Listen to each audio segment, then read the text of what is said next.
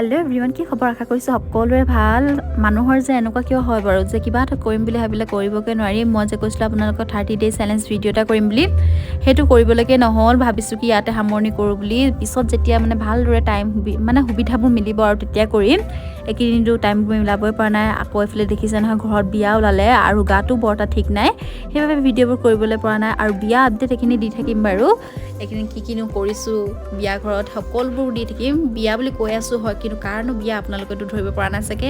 আমাৰ শান্তি বিয়া, মোৰ মামাৰ ছোৱালীজনী দেখিছেনে? চাওঁতে ছোৱালীজনী ডাঙৰে হ'ল।